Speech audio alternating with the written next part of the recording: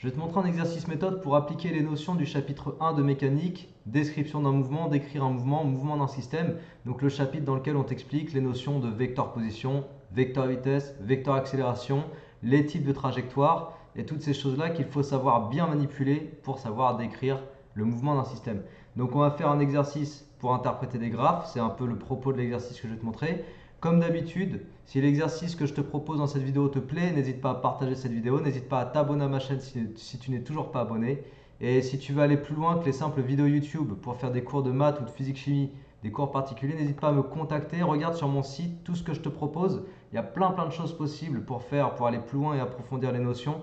Donc n'hésite pas à aller faire un tour, tu as le lien du site en descriptif de la vidéo. On démarre sur l'exercice, donc représentation graphique, comme je t'ai dit, c'est un exercice dans lequel on va analyser des graphes. Alors, petite lecture de la consigne. Déterminer quels graphes correspondent aux évolutions de la position xt, de la vitesse vt et de l'accélération at d'un système ayant un mouvement rectiligne uniforme. Donc ici, il va falloir que tu traduises déjà l'énoncé. Il y a pas mal de choses dans cet énoncé, des choses du cours directement, c'est juste un exo d'application du cours.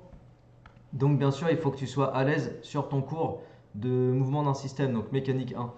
Alors j'ai fait une vidéo synthèse sur ce cours-là, tu peux aller voir, pareil, tu la trouveras sur mon site à l'onglet vidéo synthèse. Il y a une vidéo pour décrire toutes les choses importantes à connaître sur ce cours. Si tu ne connais pas ces choses, cet exo, rien que cet exo peut être compliqué. Alors déjà, la première chose que je vais traduire, c'est ça là. Mouvement rectiligne uniforme. Mouvement rectiligne uniforme, ça m'indique deux choses. Donc rectiligne, uniforme. Le mot rectiligne, il désigne la trajectoire. Donc la trajectoire est une droite. Voilà ce que veut dire trajectoire égale droite. Et le mot uniforme, lui, il désigne la vitesse et il m'informe que la vitesse est constante. Tu vois, donc déjà rien qu'avec l'énoncé, je traduis les deux informations qui sont des informations vraiment importantes. Donc si la trajectoire est une droite déjà, je vais pouvoir travailler uniquement sur un axe, mettons horizontal. Ensuite, regarde, je positionne le système, mettons ici. Voilà. Je peux le mettre là aussi. Tu peux indiquer différentes positions du système à différents instants. Donc S2, S3, derrière S4, etc. Donc S pour système, tu peux mettre M si tu veux. Ça ne change rien. Ok, il y a certains exos où on va plutôt dire M. Après, tu choisis.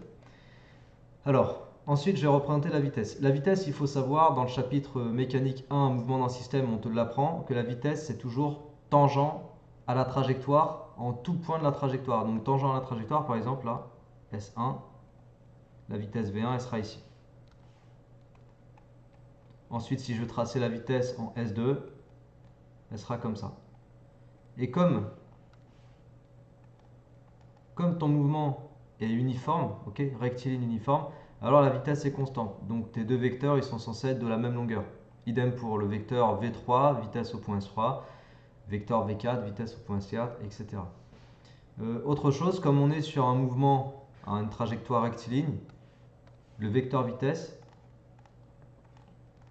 il possède uniquement une coordonnée suivant x. Ok, sa coordonnée suivant y, elle est nulle. Si je positionnais un axe y comme ça là.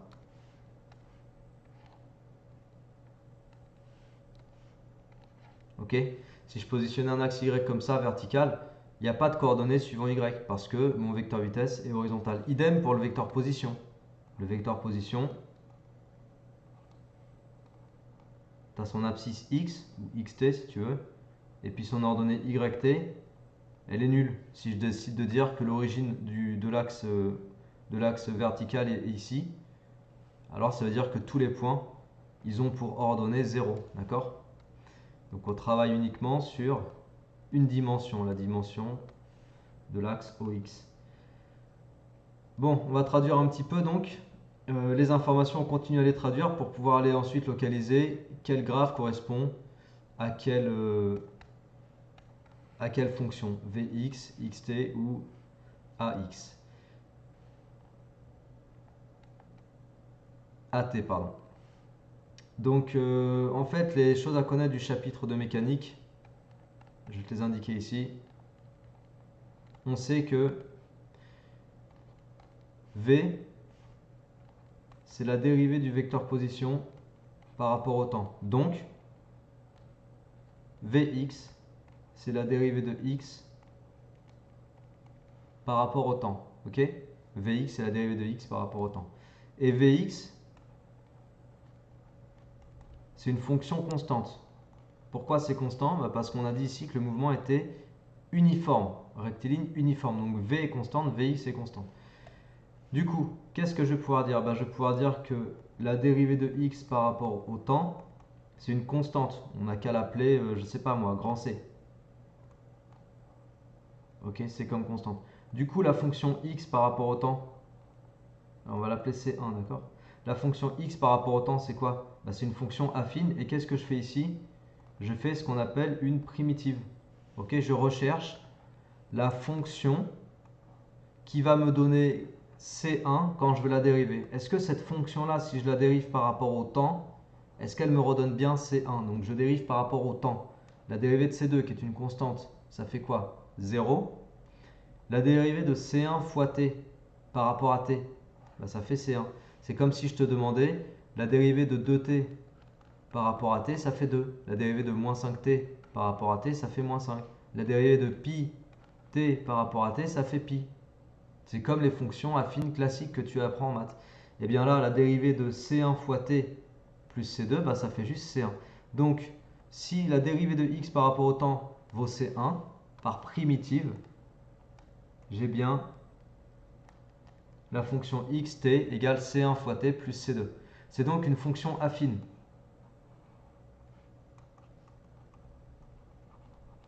Fonction affine du temps.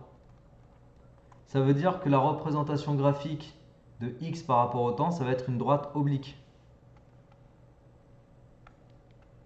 Laquelle je prends? Là, je prends celle-là.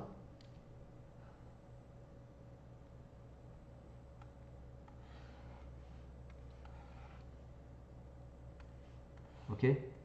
Cette droite que tu as représentée sur le graphe là, elle est cohérente avec la fonction xt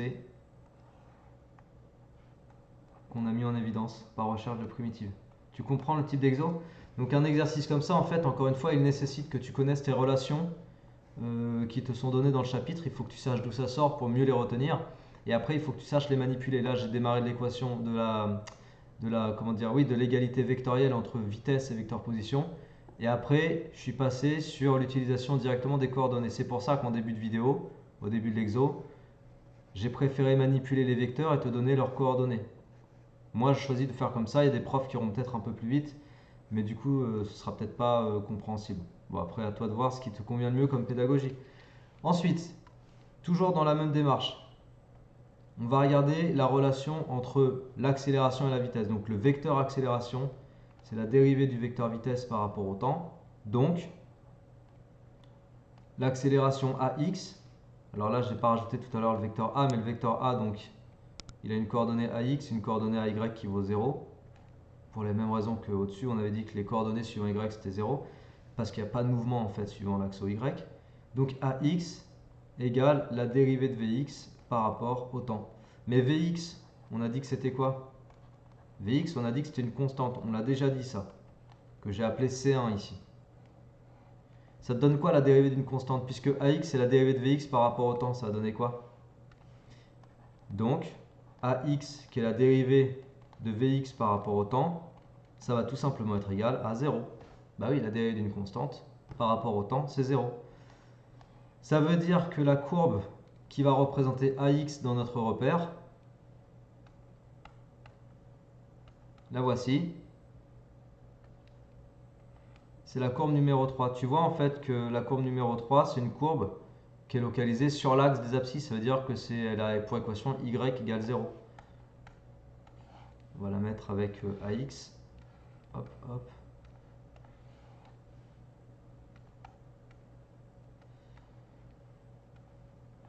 Voilà.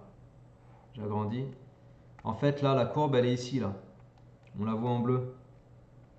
D'accord? Il faut bien comprendre que le graphe, il n'y a pas d'erreur hein, ici. Ce n'est pas une coquille du bouquin. C'est vraiment que la courbe, elle a pour équation y égale 0. C'est-à-dire qu'elle représente AX. Voilà. Après, par élimination, on pourrait déduire que la courbe numéro 1, du coup, ça représente Vx. Mais on peut aussi le justifier. Donc la courbe numéro 1, elle est ici, là. On peut aussi le justifier, et j'aurais même pu commencer par ça, mais je voulais le garder pour la fin.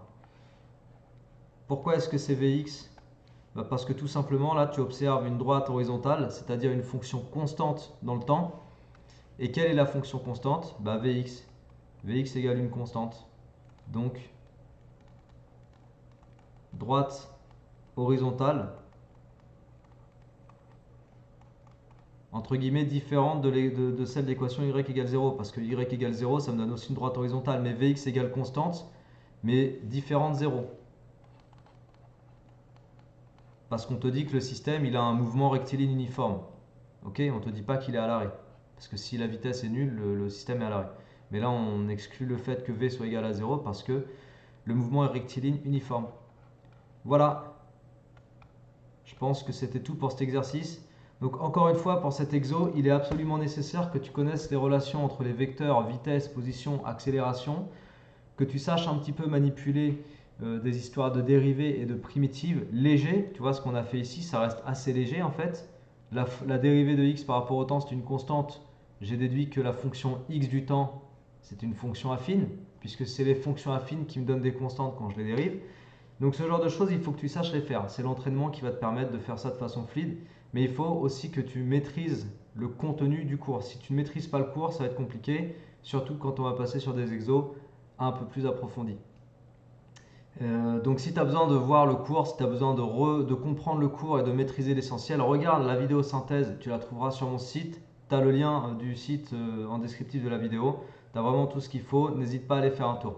C'est tout pour cette vidéo, je m'arrête là, j'espère que ça t'a plu, j'espère que tu as compris des choses. En tout cas, moi ça m'a fait plaisir de te la faire. Si ça t'a plu, partage cette vidéo autour de toi, abonne-toi à ma chaîne si tu n'es toujours pas abonné. Et puis contacte-moi si tu veux des cours particuliers, je me ferai un plaisir de répondre à tes questions si tu veux savoir comment ça fonctionne. Sur ce, travaille bien, bonne motivation à toi et à la prochaine. Ciao!